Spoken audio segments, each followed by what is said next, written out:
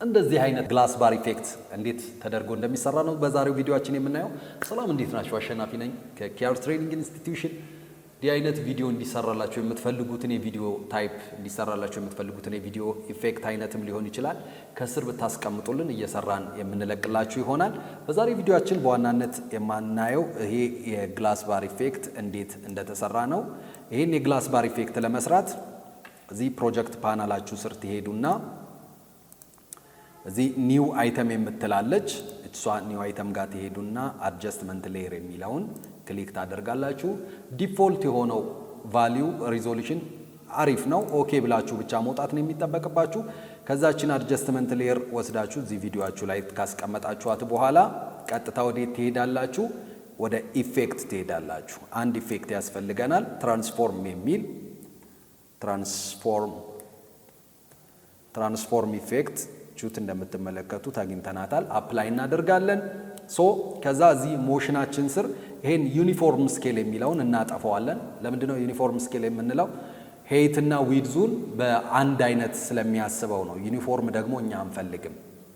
ከዛ እዚህ ስኬል ሄይት የሚለውን 150 ድረስ ሄይቱን ወደ ላይ እንዲስበው እንፈልጋለን። 150 ነገር ግን ባር ኢፌክቷ ጠበብ ያለች ስለሆነች ዊድዙን 30 እንዲያደርግ፣ ከዛ በተወሰነ ደግሞ እንዳያችሁት ባሩ ትንሽ ሮቴት አድርጓል።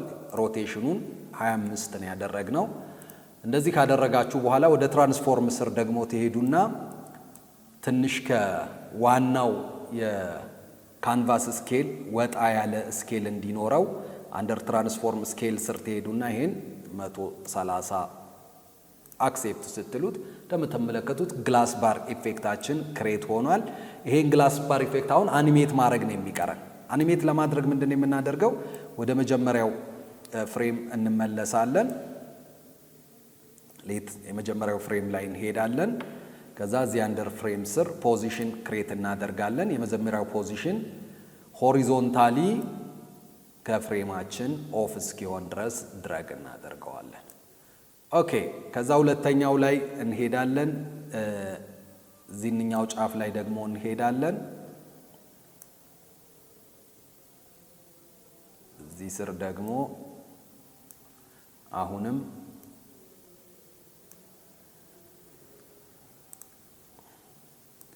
ይሄ ባር ሙቭ አድርጎ ጨርሶ እስኪወጣ ድረስ በዚህኛው ሳይድ በራይት ሳይድ ጨርሶ እስኪወጣ ድረስ ሙቭ እናደርጋለን። ሁለት ኪ ፍሬሞችን ፈጥረናል። በዚህ አይነት መንገድ ሜክ ካደረግን በኋላ እስቲ ቼክ እናድርገው። እንደምትመለከቱት እንደዚህ ሙቭ እንዲያደርግ አድርገነዋል። ስቲል ግን ሞሽኑ ስሙዝ እንዲሆን ምን ማድረግ ያስፈልጋል? ይሄንን ፖዚሽን የሚለውን ትከፍቱትና እዚች ኢፌክቷ ስር እንዲህ የምትመለከቷትን ባር ድረግ አርጋችሁ ትንሽ ወደፊት ሳብ፣ እቺንም ድረግ አርገን ወደፊት ሳብ፣ እንደዚህ ሂል አይነት ነገር ተራራ የሚመስል አይነት ስሙዝ ፎርም ሲመጣ ስሎ አርጎ ፈጠን፣ ከዛ ስሎ አርጎ እንዲወጣ ማለት ነው። ይሄን ካረግን በኋላ እስቲ እንየው። በጣም አሪፍ ኢፌክት ነው። ከዚህ በኋላ ምንድነው ኢፌክቱ ዱፕሊኬት ማድረግ ነው የሚያስፈልገው።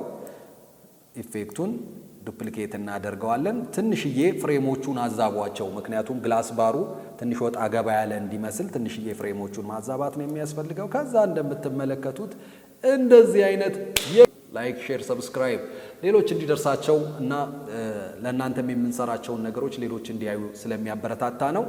በተመሳሳይ ቪዲዮ በሌላ ጊዜ እስክንገናኝ ቸር ሰንብቱልኝ።